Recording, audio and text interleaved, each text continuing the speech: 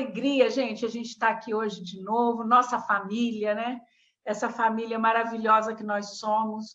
Nossa, meu Deus, eu tiro força desse grupo todos os dias eu tiro força desse grupo e eu vejo os comentários, eu vejo a reflexão do dia que a Aninha coloca, a reflexão que o Anderson coloca, eu leio as mensagens, o bom dia do seu Ribamar, as palestras que o Olímpio manda para a gente vai acompanhando ali, e eu recebo um influxo positivo muito grande.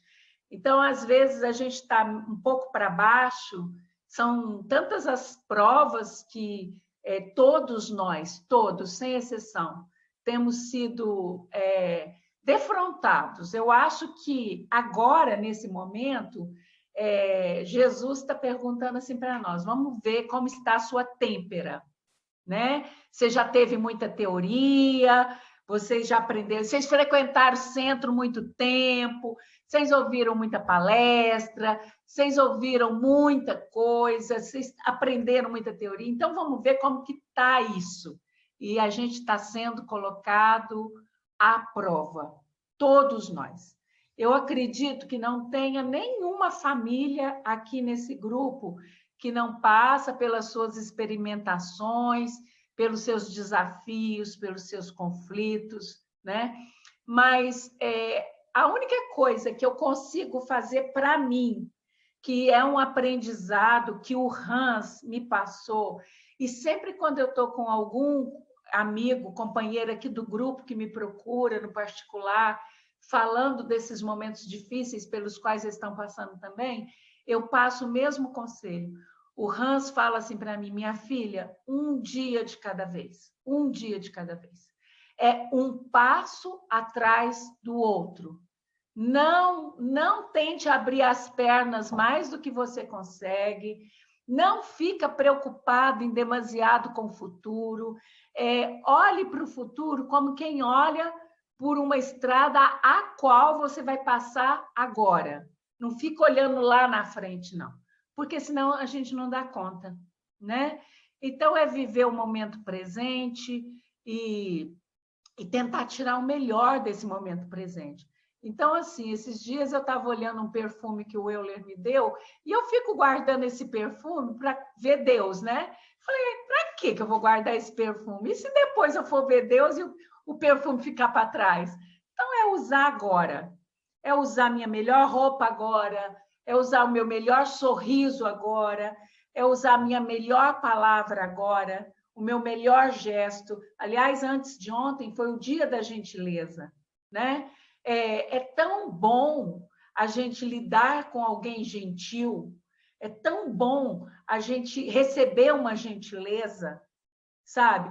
Não é aquela gentileza bajulatória, não é aquela gentileza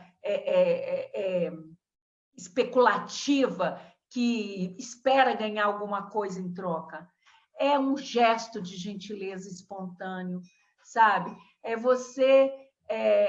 Nós fomos ao supermercado e a menina nos ajudou, nos mostrou o produto. Não, esse substitui esse, é do mesmo jeito, é bom. Eu fiquei tão agradecida pelo gesto de gentileza, de me explicar, de me mostrar uma coisa que vai além da obrigação dela. E é tão bom se a gente pudesse tratar todo mundo com gentileza. Eu acho que o mundo respiraria até mais leve, né? Porque tanta gente andando mal-humorado, estressado, e nós não precisamos fazer parte disso. Não precisamos fazer parte desse grupo de pessoas que têm problemas e são estressadas.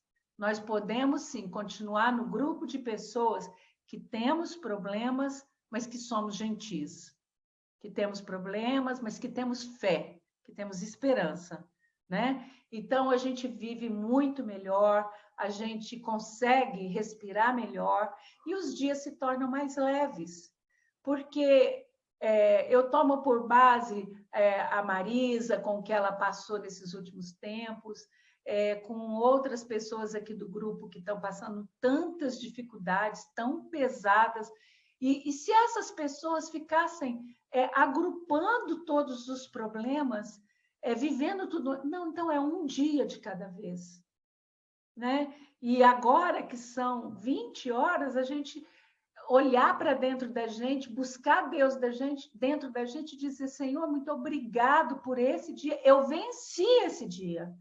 Eu cheguei até aqui. E amanhã é outro tempo.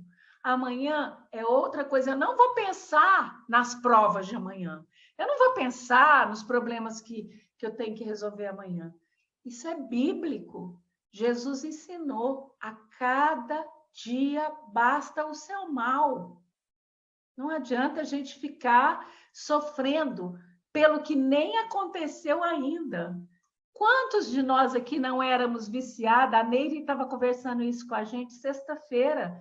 Quantos de nós não sofríamos com a música do Fantástico no domingo à noite? Graças a Deus, nós colocamos culto no horário do Fantástico, né? Que aí ninguém escuta a música do Fantástico. Porque escutava aquela música do Fantástico e já começava a pensar na segunda-feira, porque o Fantástico era o fim do domingo. E olha que maravilha, agora nós temos o culto, que não é o fim do domingo, é o começo de uma nova semana. É diferente, né? Então, não é ter essa síndrome de pânico pelo desconhecido, pelo amanhã, pelo futuro, pelo que vai acontecer, pelos problemas que amanhã nós teremos que resolver. Amanhã é um novo dia, com novas possibilidades, com novas tintas e um novo papel em branco, né? Com novos olhares para aquela situação. Quem sabe, nesta noite, durante este culto, não seremos inspirados, né? Naquilo em que precisamos, naquilo em que estamos buscando. Essa é a nossa fé, né? E do livro Fonte Viva, eu abri aqui o capítulo 101 e saiu para nós o título A Cortina do Eu, porque todos buscam o que é seu e não o que é de Cristo Jesus. Isso está lá em Paulo, sua carta aos Filipenses, no capítulo 2, versículo 21. Em verdade, estudamos com Cristo a ciência divina de ligação com o Pai, mas ainda nos achamos muito distantes da genuína comunhão com os interesses divinos. Por trás da cortina do eu, conservamos lamentável cegueira diante da vida. Examinemos imparcialmente as atitudes que nos são peculiares nos próprios serviços do bem, de que somos cooperadores iniciantes, e observaremos que mesmo aí, em assuntos de virtude, a nossa percentagem de capricho individual é invariavelmente enorme. A antiga lenda de Narciso permanece viva em nossos mínimos gestos, em maior ou menor porção. Em tudo e em toda parte, apaixonamo-nos pela nossa própria imagem. Nos seres mais queridos, habitualmente amamos a nós mesmos, porque se demonstram pontos de vistas diferentes dos nossos, ainda mesmo quando superiores aos princípios que esposamos, instintivamente enfraquecemos a afeição que lhe consagrávamos.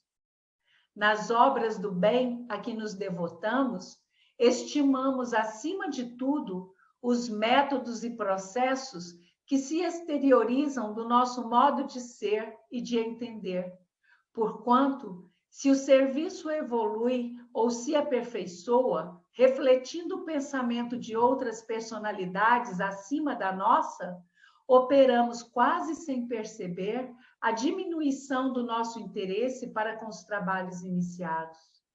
Aceitamos a colaboração alheia, mas sentimos dificuldade em oferecer o concurso que nos compete.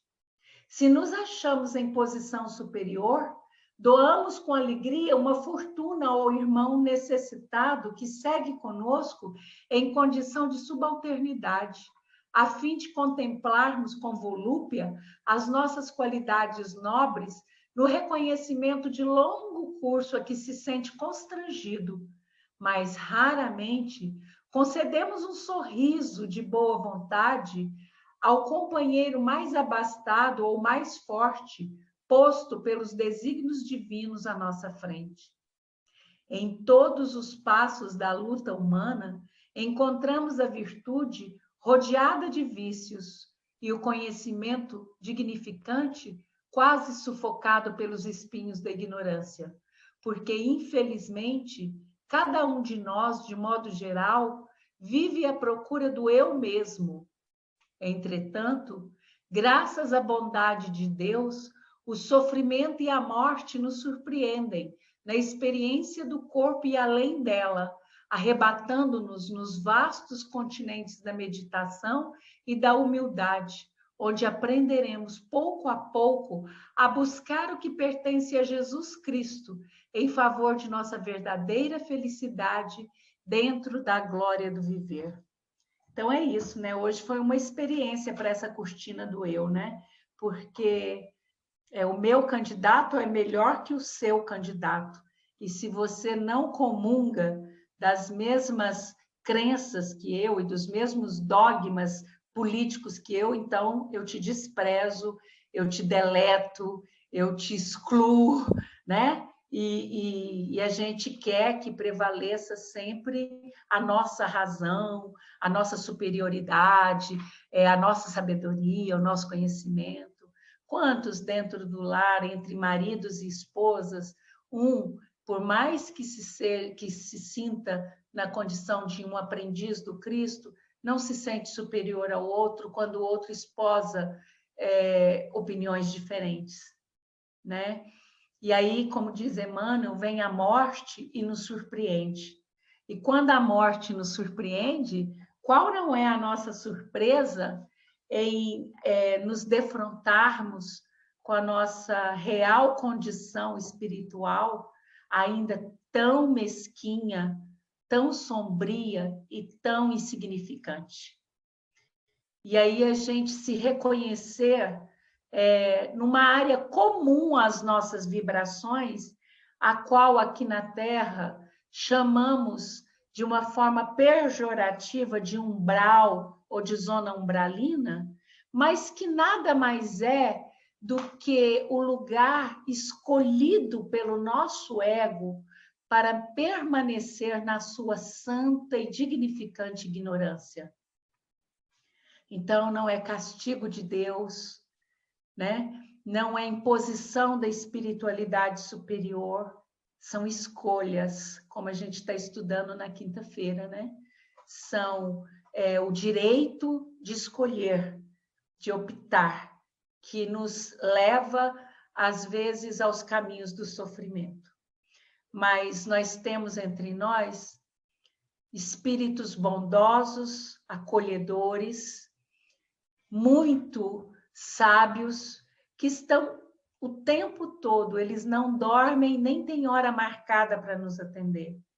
Eles estão de prontidão para qualquer momento em que nós baixamos a guarda desse orgulho inveterado, desse ego absurdo, e pedimos socorro, e pedimos amparo, e eles vêm ao nosso encontro, dispostos a nos darem bons conselhos e ótimas instruções. E é recorrendo a essa espiritualidade superior nesta noite, a esses amigos abençoados e valorosos, que tanto amor, que tanta sabedoria, que tanto conhecimento, que tanta intuição derramam sobre nós o tempo todo, nos dando caminhos de luz a serem seguidos, nos apontando soluções para os nossos problemas, ministrando em nossos corações conselhos salutares, a fim de que não caiamos em erro. Agradecemos a Jesus pela oportunidade desses ensinamentos sagrados em torno do teu Evangelho iluminado. Agradecemos a Maria Santíssima por todo o amor a este planeta, por tanto e desvelado amor a esta humanidade inteira, pelo seu carinho, pela sua atenção e gentileza para com todos os seres humanos aqui neste planeta. Agradecemos aos espíritos de escola, a esses desvelados missionários de Jesus, a esses assessores abençoados que permanecem na órbita deste planeta, orientando, abençoando, encaminhando todos os caminhos de todos os homens de bem. Pedimos a Ti, Senhor Jesus, que possa mais uma vez estar entre nós nesta noite, nesse culto sagrado do Evangelho no lar, trazendo para nossas casas, Senhor, a luz que emana de Ti, vinda junto com a Tua misericórdia, com a Tua bondade, com a Tua paciência, para com nossos erros, para com a nossa inferioridade, para com a nossa mediocridade. Abençoa-nos, Senhor, com Teu amor bendito. Ilumina-nos, Senhor, com a Tua misericórdia. Abençoa nossos lares, nossos familiares, todos aqueles que convivem conosco. E dai a nós outros, Senhor, o entendimento, a razão, a sabedoria, para podermos modificar tudo aquilo que temos que modificar e para aceitar as coisas que ainda não estão em nosso alcance para serem modificadas. Dai-nos uma semana abençoada, Senhor Jesus. Dai-nos, nesta semana, o entendimento sobre todas as coisas, para que saibamos resolver nossos problemas, para que saibamos conduzir nossa vida no propósito da luz e do bem. Dai-nos entendimento, paciência, resignação, mas, acima de tudo, Senhor, dai-nos a bondade e a caridade, pois somente através dessas normas é que nós alcançaremos a nossa salvação. Sê conosco, amado Mestre, hoje, agora e sempre, que assim seja. Graças a Deus. Graças a Deus, né? Então, muito boa noite para quem eu não disse. E hoje vocês vão ter que me engolir, como dizia o Zagalo, né? Porque coincidiu de duas palestras serem minhas. Na verdade, a primeira palestra do Evangelho, o primeiro estudo, aliás, desculpa, palestra não, o primeiro estudo, seria de um amigo que aí não pôde vir porque ele tinha esquecido que hoje era eleição e que ele vota fora e ele foi aproveitar o final de semana na casa dos seus familiares e ia viajar à noite de volta para Uberaba, então não pôde fazer, mas não tem problema. Se vocês aguentarem, a gente vai fazer os dois. Então, na semana passada, o Anderson fez a parte de Moisés, que é a primeira revelação.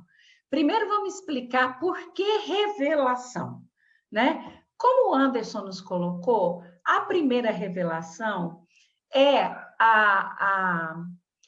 aquela revelação que diz que Deus é único. Porque Moisés cresceu e foi educado no meio politeísta. Entre os egípcios se adoravam um panteão de deuses, principalmente deuses homorfórmicos. O que significa isso? Eram deuses, metade ser humano, metade animal, né? Essa origem desse panteão de deuses homorfórmicos, ela tem origem na visitação dos extraterrestres há milhões de anos antes, no tempo de Atlântida ainda, quando muitas raças, né, extraterrenas que compareciam aqui na Terra, nem todas tinham formas humanoides. Algumas tinham formas insetoides, né? Outras tinham formas octopoides e algumas tinham formas reptilianas. Então, por isso, os egípcios que tiveram contato com essas raças ainda na Atlântida, né? Porque os remanescentes de Atlântida, muitos foram para o Egito, Então, eles guardaram essa memória desses deuses que vieram do espaço. Então, eles adoravam o deus crocodilo, né? A deusa gata, a deusa tigre, o chacal e tantos outros deuses nesse formato, né? O Apis, que era o touro, né? O Anubis, e tem tantos outros deuses que eram dessa ordem. E aí Moisés é criado nesse ambiente, mas Akenaton, que precedeu Moisés em 1.500 anos, 1.300 anos, se não me engano, ele, o nome dele de egípcio era Menófis IV, e depois ele adotou esse nome de Akenaton, que significa filho do sol.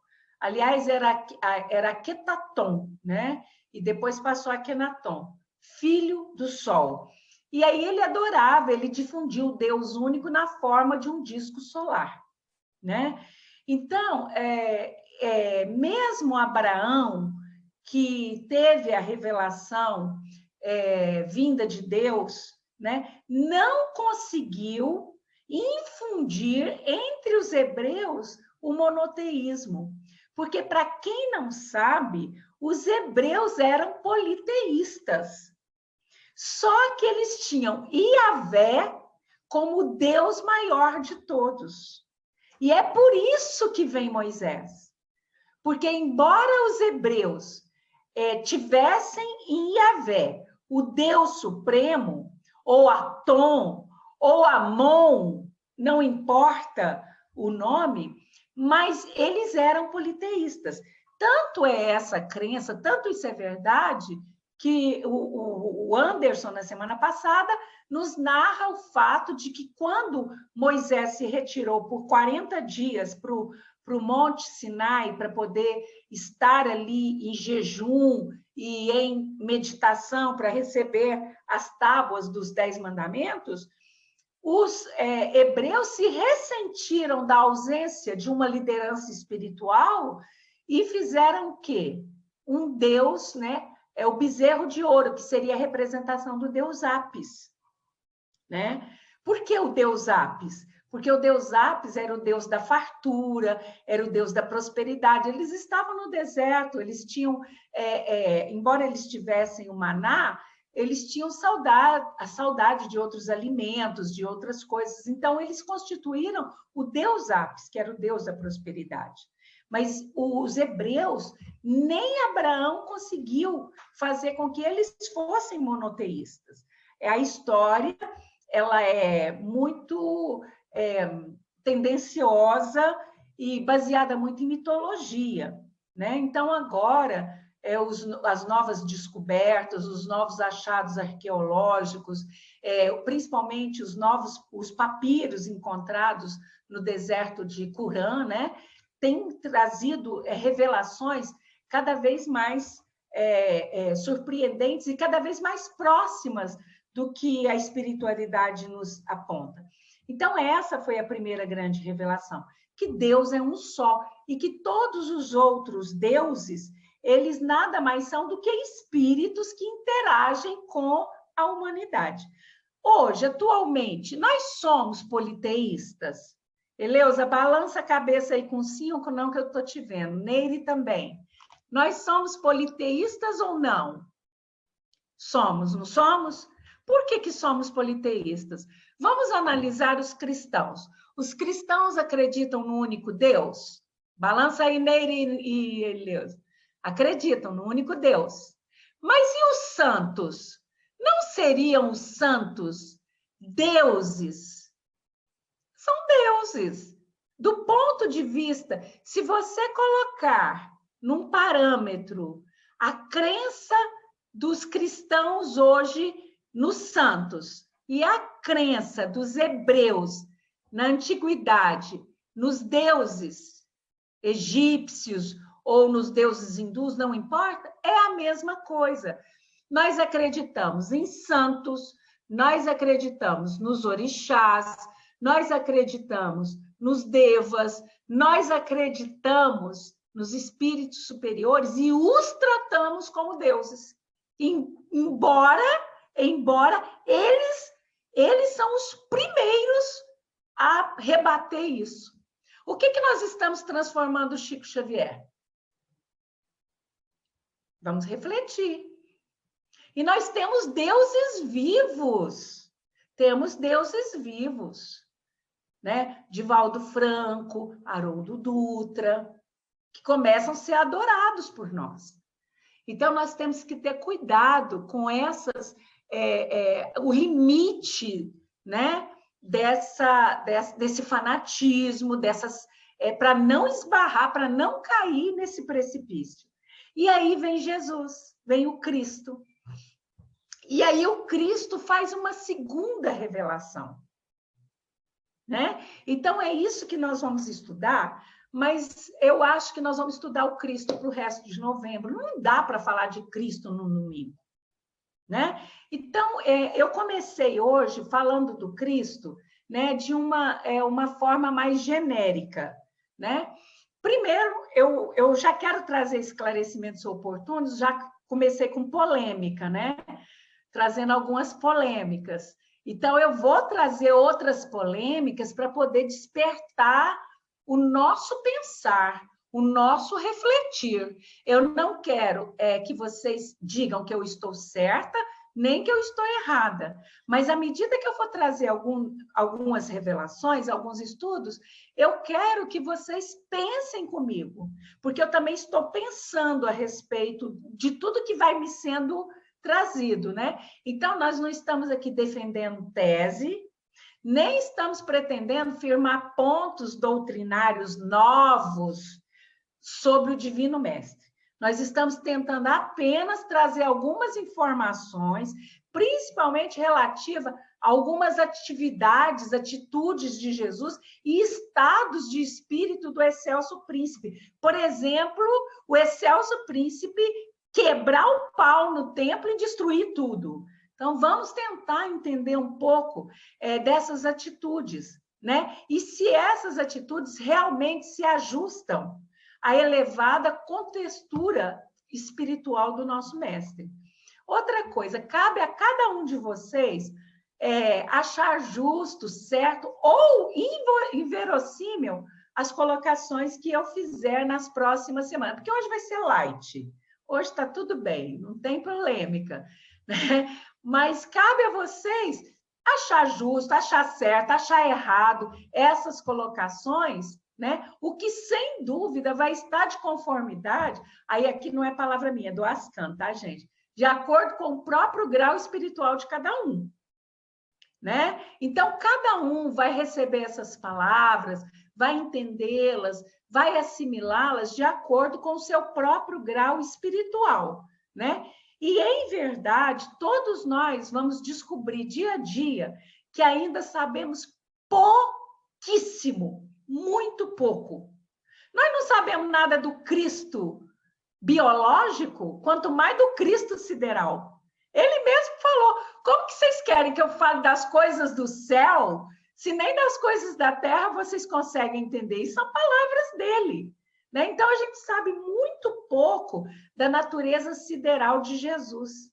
Eu acho que somente, também palavras do Ascan, somente daqui a alguns milênios é que nós vamos estar aptos a entender na plenitude. É o que eu falo do Chico Xavier. Nós temos que ter o Chico como um missionário fantástico, que nós tivemos o privilégio de ser contemporâneo, desculpa, eu conterrânea também, né? Mas contemporâneo desse espírito de escola. E tudo que ele trouxe é válido e é útil. Mas eu não posso adorar Chico, como a gente vê muitos espíritas deificando o Chico. Não pode, a gente tem que ter cuidado com isso, né? Então, é uma advertência que até serviu para mim hoje, revendo os estudos, isso também serviu para mim, né? Nós temos que lembrar que Deus está à frente de Jesus, porque Deus é a causa primária de todas as coisas. Deus é que criou Jesus. E a gente não pode esquecer disso. Nós temos que sair A nossa última encarnação, lá atrás, provavelmente a maioria de nós fomos oriundos da Igreja Romana, ou por prazer ou por dor, porque senão a gente era queimado, né? Mas então a gente vem com aquela convicção de que Deus é Pai, Filho e Espírito Santo. Ó, quebra isso aqui hoje. Pelo amor de Deus, se tem alguém nessa sala que ainda acredita que Jesus é Deus, então me chamem no privado para a gente conversar, tá? Jesus é criatura de Deus. Eu sou criatura de Deus. A Eleus é criatura de Deus. O cachorrinho é criatura de Deus, a árvore é criatura de Deus. Deus está à frente, causa primária de todas as coisas. Jesus é o maior modelo que Deus nos ofereceu aqui na Terra. E Jesus diz: ninguém vai à causa primária senão por mim. Né? Ninguém vai chegar a um limite de perfeição se não passar por ele. Significa o quê? Se não aprender com ele, se não viver os exemplos dele, né? Então, hoje nós não vamos falar da segunda revelação, nós vamos falar de quem é esse ser sideral, né? Então, existem muitas fontes de pesquisa sobre Jesus. A mais usual são a Bíblia, é o primeiro e grande livro, né, que traz essas informações, mas também tem obra demais. Eu fui pesquisar, tem mais de 7.000 obras, que são 7.000 obras sérias, de autores considerados autores, assim, de respeito, escritas sobre a vida de Jesus, né? Mas qual é a base que todos esses 7.000 autores tiveram? Né? Os evangelhos de Mateus, de Lucas, de João e de Marcos. Né? Esses evangelhos, principalmente esses evangelhos, foram a referência oficial mais conhecida da passagem do Mestre aqui na Terra.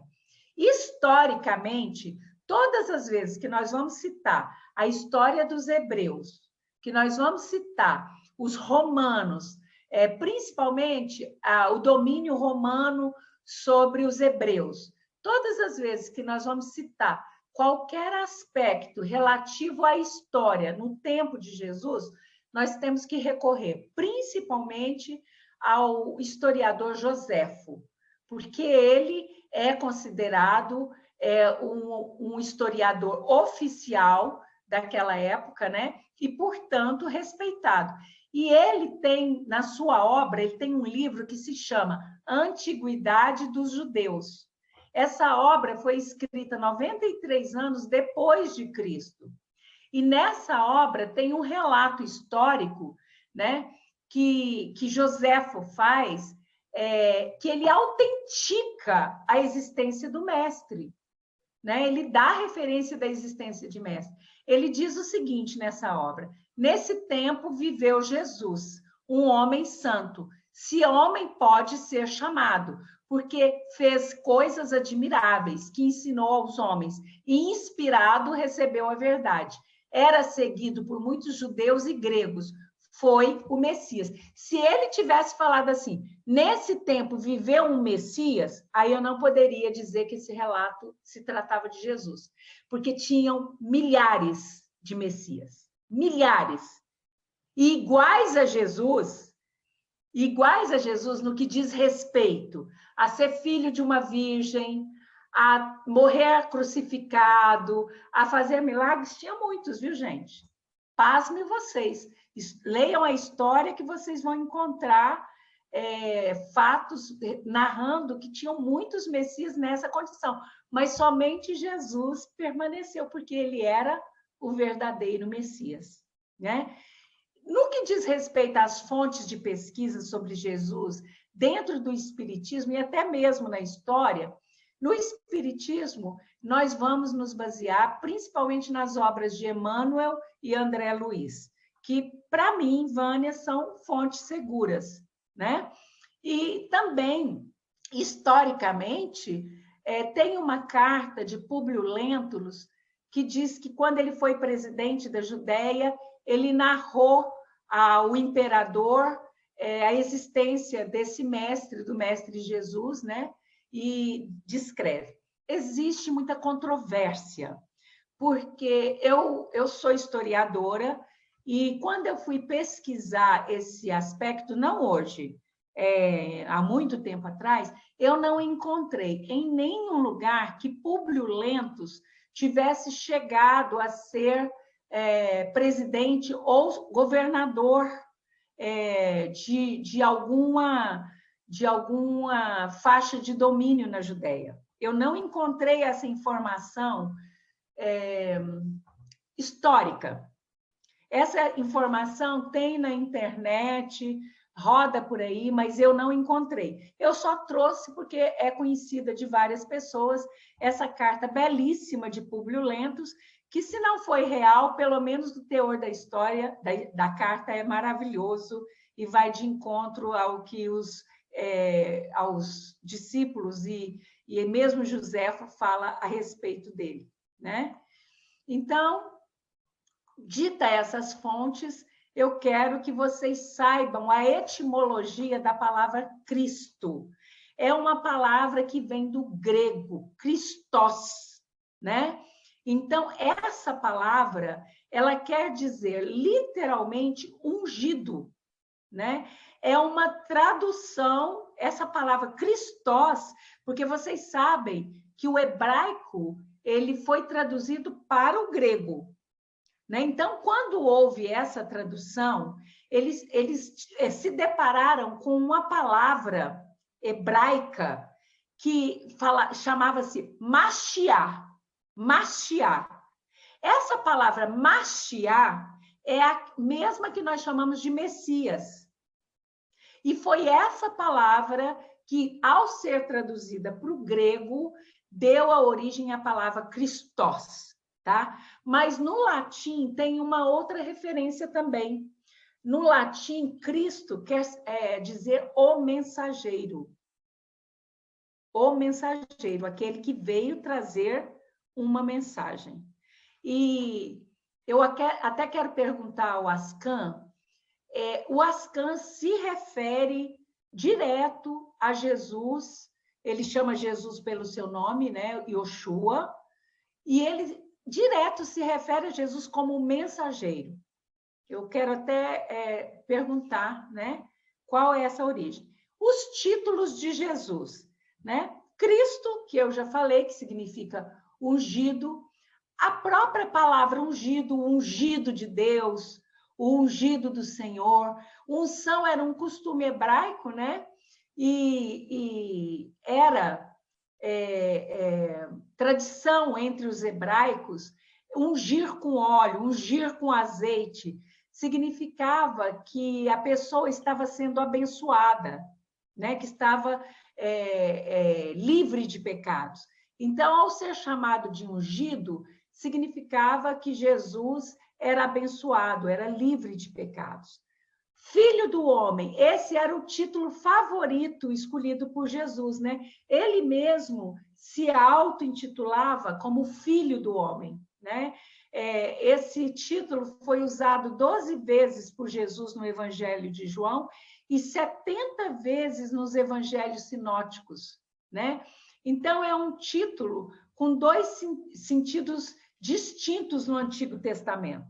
Filho do homem, por ser concepção humana, e filho do homem, por estar na humanidade, fora da concepção, mas por estar na humanidade. Filho de Deus é outro título de Jesus, que esse título não era ele que se autoproclamava, ele se autoproclamava filho do homem. Filho de Deus era um título usado pelos seus discípulos, pelos seus apóstolos, né? E que era associado à sua origem celestial, ao seu nascimento de uma virgem. Salvador, né? Que era o Salvador do mundo, usado desde o início do seu apostolado, acreditava-se que ele fosse o Salvador dos hebreus que seriam salvos do jugo de Roma. Então, que ele fosse um rebelde, né? Um guerreiro que viesse da tribo de Davi para assumir o trono dos hebreus, e não era nada disso, né? Então, ele era um salvador no sentido de trazer conhecimentos que pudessem libertar os homens. Outro título que ele tinha era de ser o verbo, a palavra, o logos, ele era chamado de o logos, né? Então, no Evangelho de João, esse título está amplamente difundido, né? E está relacionado à sua atividade criadora pré-existente. Porque, como a gente vai ver, quando esse mundo aqui, esse universo, não é a Terra nem a galáxia, mas o nosso universo, quando o nosso universo foi criado, né? Jesus já era Cristo. Já era Cristo, ele já tinha se tornado Cristo em outros universos. Eu fico pensando qual é a idade que a gente pode calcular desse ser sideral, né?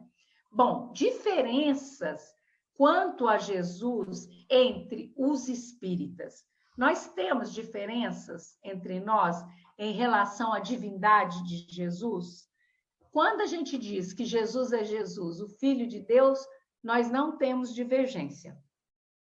Mas quando nós vamos falar da natureza de Jesus, aí entra uma diferença braba, né? Kardec e todos os seguidores de Kardec acreditam, né?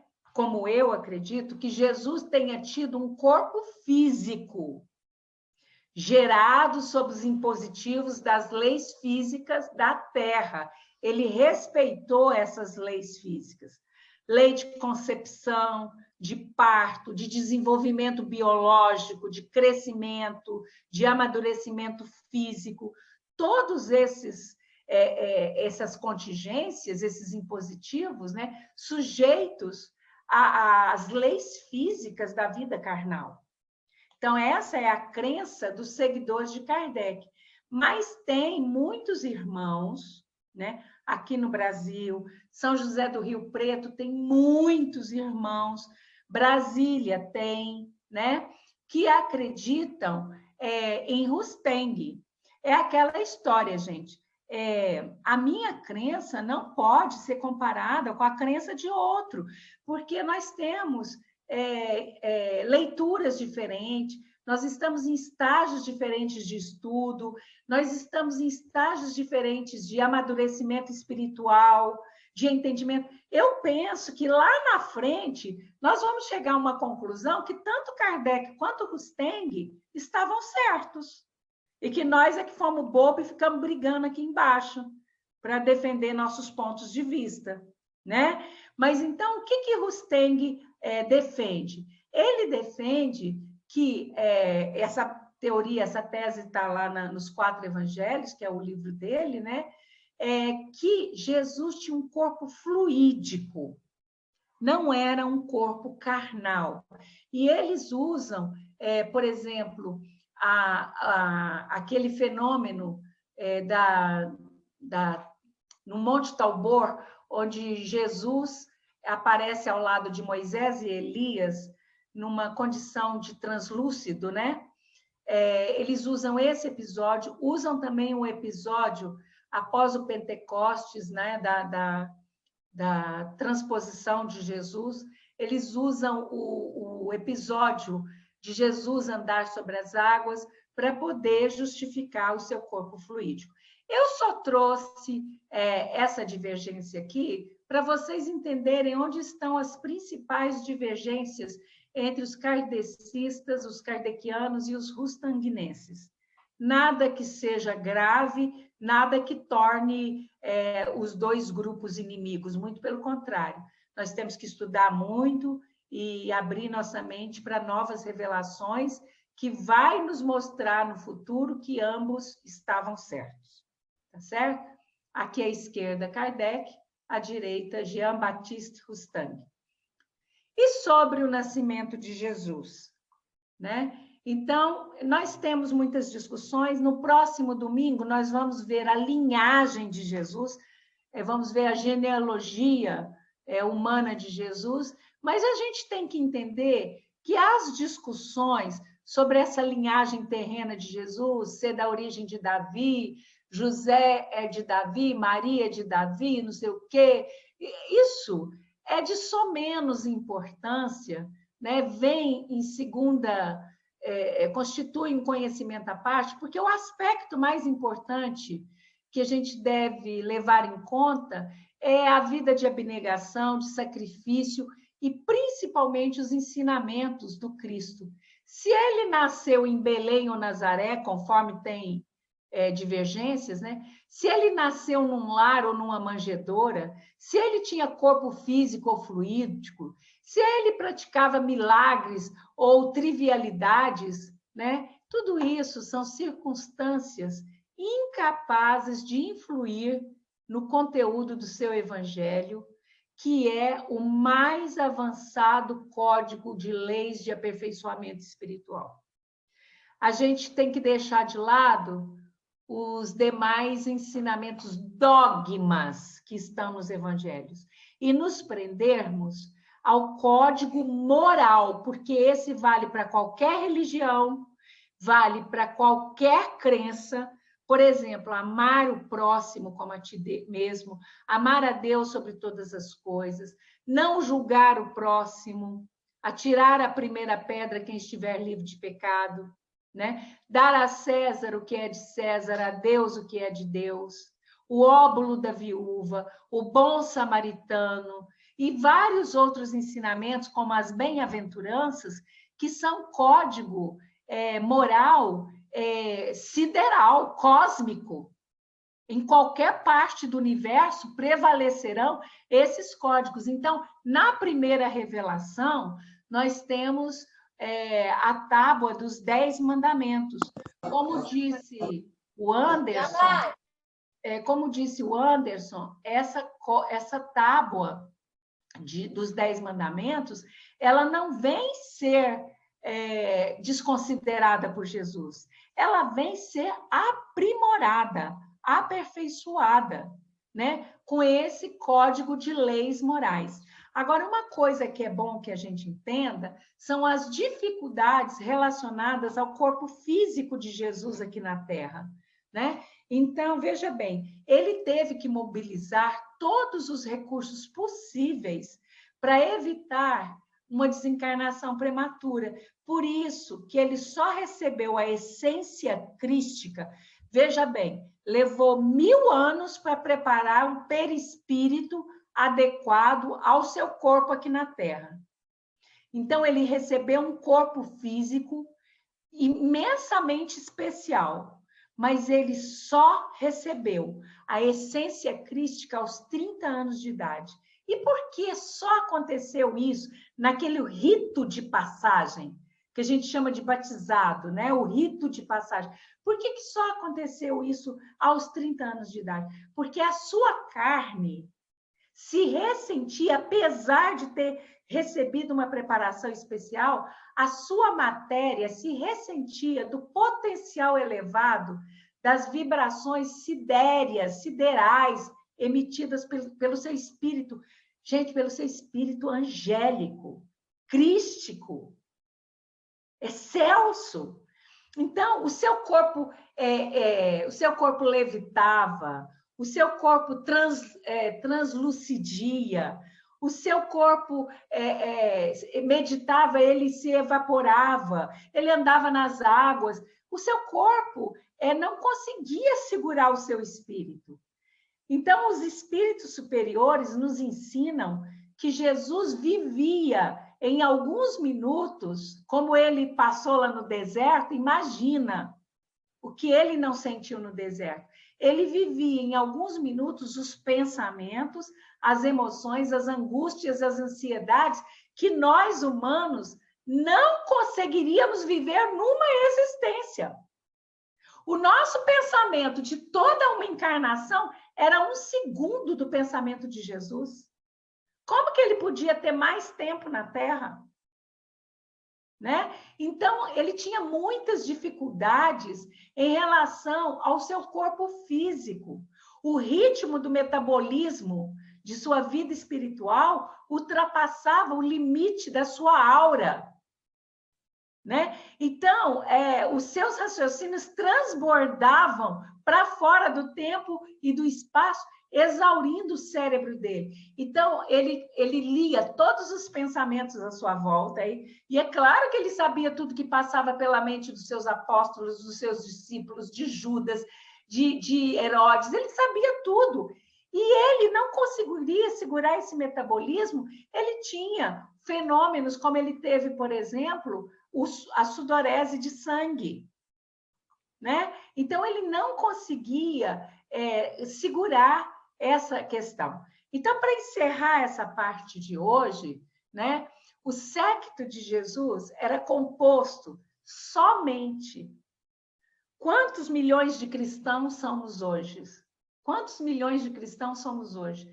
No seu tempo, ele só tinha 120 seguidores fiéis, que estavam sempre atrás dele, que o acompanhavam e que depois da sua morte continuaram praticando os seus ensinamentos dentro das cavernas, ali pelos caminhos, por isso eram chamados de povos do caminho, e tinham como símbolo peixe, né? Onde se via desenhado um peixe, bordado um peixe numa roupa, sabia que ali tinha um seguidor do Cristo. Ele tinha 72 discípulos próximos, em alguns evangelhos falam em 70, tem uma divergência entre Lucas, entre Mateus, e ele tinha apenas 12 apóstolos, né? E a gente fica pensando, se ele tinha tão pouco seguidores, como que ele conseguia juntar 4.000 pessoas, aliás, 4.000 homens? E tem evangelho que fala que era 5.000 homens. Tem evangelho que fala que é 3 pães, tem evangelho que fala que é 5 pães, tem evangelho que fala que é 7 pães. Não importa, houve a multiplicação. Aliás, os evangelhos multiplicam já, né? Já fazem a multiplicação. Então, ele consegue juntar uma multidão de mais de 4.000 homens, além de mulheres e crianças, em torno dos seus ensinamentos. E, muito provavelmente, essa multidão se torna aqueles seguidores que são martirizados, né, lá nos circos lá nos circos de Roma, né? Então, hoje vai ficar essa parte, que é uma parte bem leve, né? Sobre Jesus. O Euler está dizendo que no livro Há 2.000 anos tem uma referência à gestão política, né, de Públio na Judéia, quando ele levou a sua filha que estava com hanseníase, a Laura, né, e de acordo com o texto ela foi curada. Foi então quando Públio se encontrou com Jesus à noite. Mas eu não lembro, eu li o livro Há 2.000 anos há tanto tempo, lá fala que ele era governador da Judéia, fala que ele era senador, eu sei que ele era senador. Simplesmente senador. Diz que ele era senador e que ele conseguiu do imperador uma possibilidade de fazer uma visita à Judéia como representante do império, mas não para governar a Judéia, mas simples uma atitude de fiscalização e de acompanhamento das atividades que estavam sendo desenvolvidas pelos governadores e pelos representantes do império na Judéia. Não como um governador, mas como um fiscal. Tá. Porque a palavra presidente significa governador. E quando eu fui pesquisar quem eram os governadores da Judéia naquela época, eu não achei o nome dele. Então, ele foi como representante do imperador, né? Cumprindo uma função oficial, etc. e tal. Então, está bem explicado.